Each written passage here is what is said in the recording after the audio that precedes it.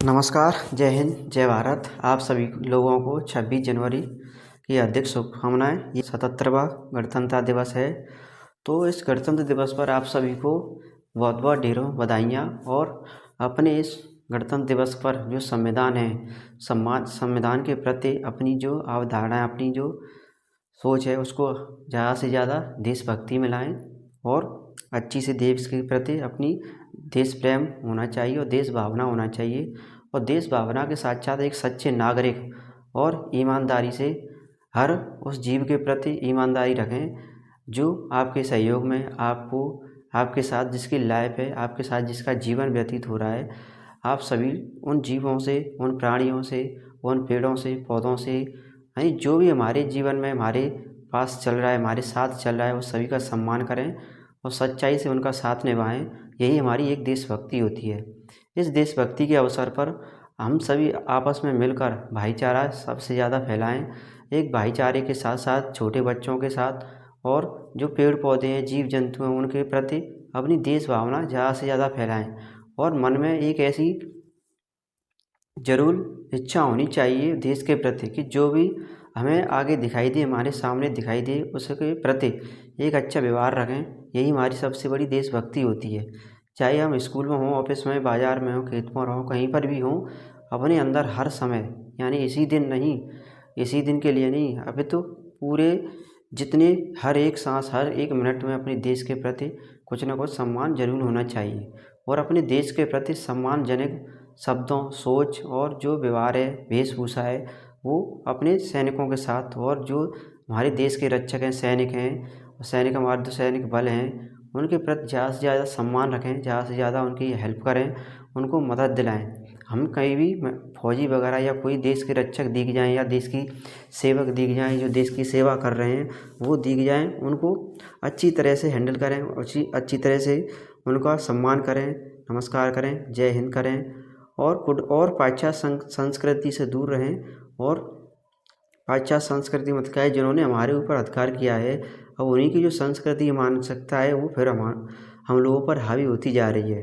तो उस संस्कृति को, उस पाश्चात्य संस्कृति से छुटकारा पाने के लिए जो वेशभूषा है, उसके ज़्यादा से ज़्यादा छुटकारा पाएँ। जो अपने देश की संस्कृति है, जैसे हमारी रानी लक्ष्मीबाई थी, यानी बहुत सारी हमारी वेशभूषाएँ, हमारे जितने भी राज्य हैं, उन सभी राज्यों की अलग अलग वेशभूषा है। तो वेशभूषा का सबसे ज़्यादा ध्यान रखें। पाश्चात्य संस्कृति यानी अंग्रेज़ों की देन है, उनको ना अपनाएं। और जो अपने प्रति हर एक को, एक बच्चे से लेकर, यानी जो हमारा जीवन चल रहा है, इस टाइम चल रहे हैं, यानी हम तुम लोग, यानी समाज में एक उत्तरदायित्व है कि हम कुछ ना कुछ पढ़ लिख कर एक देश के प्रति ज़रूर सेवा करें। पैसा ना कमाएं, पैसा उतना ज़रूरी है, पर अपने जो देश के लिए, जिनकी वजह से आज हम पढ़ रहे हैं, लिख रहे हैं, आज से बैठे हैं, हमारा गणतंत्र दिवस मना रहे हैं, 15 अगस्त मनाते हैं, तो उसी आधार पर उनका सम्मान जरूरी है। क्योंकि उन्होंने हमें यहाँ तक पढ़ाने लिखाने के लिए, इस जगह पे बैठने के लिए अपने प्राणों की न्यौछावर की है। और प्राणों की न्यौछावर की है, जैसे भगत सिंह हैं, सुभाष चंद्र बोस हैं, उनके प्रति ज़्यादा से ज़्यादा सम्मान रखें। और इनको अपने अंदर, यानी आप एक भगत सिंह हो, चंद्रशेखर हो, आज़ाद हो, सुखदेव हो, तो आप जो 16, 17, 18 तक के बच्चे थे, यानी जो हमारी उम्र के लोग थे, उन्होंने हमें आज़ादी दिलाई। आज़ादी क्यों दिलाई कि जब शासन, अंग्रेज़ों का शासन था, तब जो बच्चों, महिलाओं और बेटियों के साथ अत्याचार ज़्यादा से ज़्यादा करते थे, तो उन्होंने से उनके खून खौले, उनके सामने कई बुजुर्ग यानी कि बच्चे की हत्या की, जिससे अंग्रेज़ों के प्रति उनमें बहुत दुख हुआ।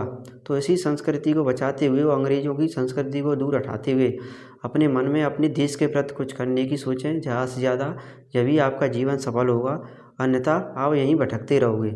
और अब पढ़ना लिखना आपका बेकार है, ये मनुष्य जीवन लेना बेकार है। अगर तुम पैसों के चक्कर में फिरोगे और बुरे लोगों की संगत में रहोगे, तो आप भी बुरे बन जाओगे। तो बुरे लोगों से कुछ हटके करना है, तो अपने ऊपर ज़्यादा से ज़्यादा फोकस करें, ज़्यादा से ज़्यादा अपने ऊपर कामयाब पाएँ और अपने ऊपर फोकस करें। पहले अपने आप को पहले सुधारो, बनाओ अच्छी तरह से, कुछ अच्छी तरह से बना के फिर दूसरों की सेवा करने के लिए मौका मिले तो उसको कभी मत छोड़ना। ये मेरी आपसे यही उम्मीद है। आज के लिए बस इतना ही। Thank you. जय हिंद, जय भारत।